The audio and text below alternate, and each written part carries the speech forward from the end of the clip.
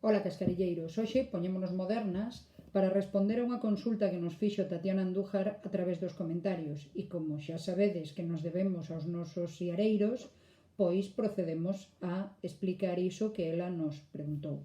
Tatiana pediunos que explicáramos a diferenza entre recibir e percibir, que se ben son dous verbos aparentemente pouco semellantes, teñen unha acepción na que sí que se pode confundir.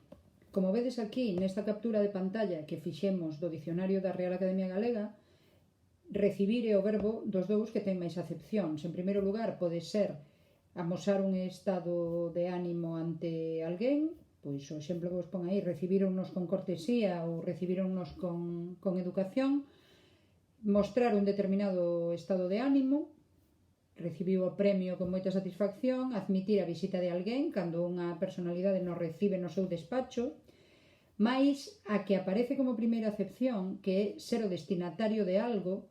Se ese algo é unha dotación económica, nese caso recibir pode ser o sinónimo de percibir, porque eu podo recibir unha axuda, unha bolsa, unha subvención ou recibir un premio, ou tamén podo percibilo.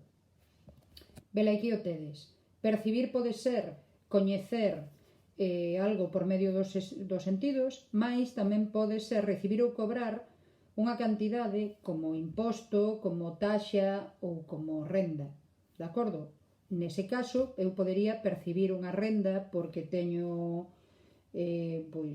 porque teño moita sorte e vivo de rendas, ou podo percibir unha bolsa para investigar sobre calquera tema. Nese caso, percibir e recibir poderían actuar como sinónimos.